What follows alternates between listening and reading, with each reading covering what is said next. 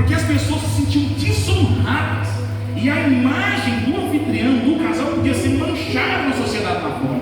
Gente, que coisa interessante. E eu acredito, irmãos, que isso para eles lá é uma crise, mas uma crise terrível. Gente, assim como naquela época, cada um que está aqui, de alguma maneira, você sofre algum tipo de pressão na sua vida, devido às demandas que o mundo tem. O mundo quer que você faça algo, seja algo, ele exige de você a melhor performance, ele exige de você um sucesso. O que as redes sociais, as novelas, as séries, elas tentam pregar a nós é que só vale quando você surpreende, quando você impressiona e quando você corresponde às exigências do outro.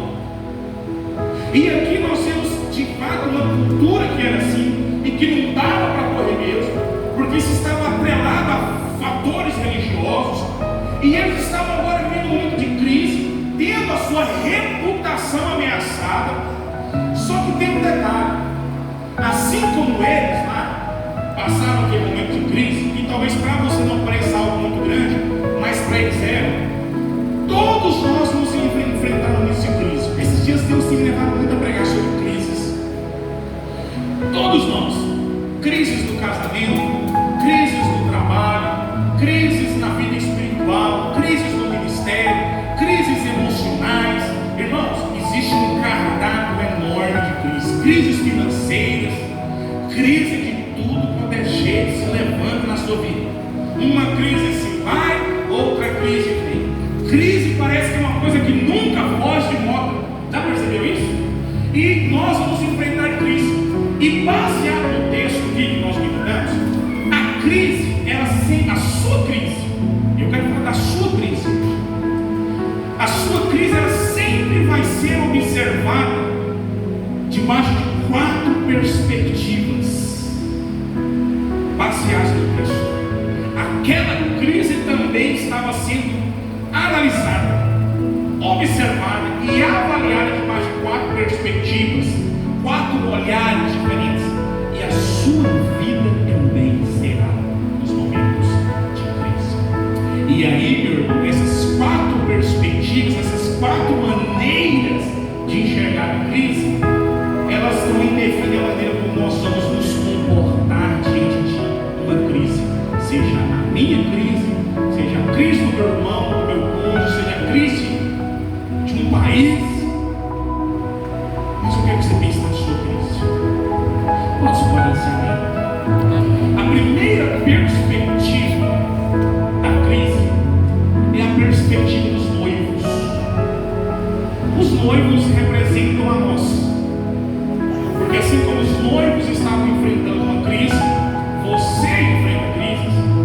E qual era a perspectiva do noivo? Como os noivos, sim, eles viam aquela crise e encaravam aquela crise. Primeira coisa que eles, no momento de crise, assim como aqueles noivos, todos nós somos levados a um momento de impotência, incapacidade.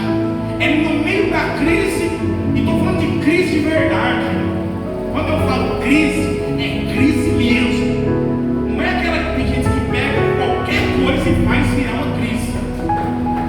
Eu estou falando de crise de verdade. Amém, meus irmãos? É no meio da crise que nós vemos, né, meus irmãos? O quanto nós somos insuficientes, fracos, limitados. Essa é a perspectiva dos noivos e é a nossa perspectiva diante da crise. Irmãos, com certeza a maioria que já chegou diante de uma crise completamente esgotado, sem força, sem energia, sem recursos, aparentemente sem saída, e assim vai por diante. É ou não é? Sim ou não? Estou mentindo ou falando a verdade? É verdade. E só que uma das coisas que eu aprendo é que muitas vezes a crise era de papel importante e fundamental para nós. Porque é por meio da crise que nos levam a essa perspectiva, que nos fazem agora nos colocarmos debaixo de uma dependência maior de Deus. A crise é necessária muitas vezes para nos conduzir a uma dependência maior de Deus. E quebrantamento. Quando as pessoas querem falar de uma pessoa quebrantada, o que eles pensam? Uma pessoa que chora muito quando está orando, uma pessoa que chora muito quando está louvando. Quebrantamento não é isso. Embora as lágrimas são um sinal de um coração muitas vezes quebrantado, mas o quebrantamento é quando eu chego ao fim de mim mesmo, quando você chega ao fim de si mesmo e você não tem recursos em si e nada mais que vão garantir que você fique de pé no meio da crise. É nessa hora, quando você reconhece isso, quando você reconhece de verdade, de coração, que você não pode, é que o socorro que você clama é sincero, e você abre espaço para a poderosa mão de Deus entrar e te socorrer. É ou não é verdade? Sim. Tem gente, irmãos, que fala assim: eu dependo muito de Deus na teoria, na prática não é. Deus não quer a gente teórico, Deus quer a gente prático. E muitas vezes Ele vai permitir a crise. Irmãos, a Bíblia está cheia de relatos de pessoas que no momento de crise foram até Jesus. Se não tivesse passado pela crise, nunca tinham ido. É ou não é verdade? É verdade.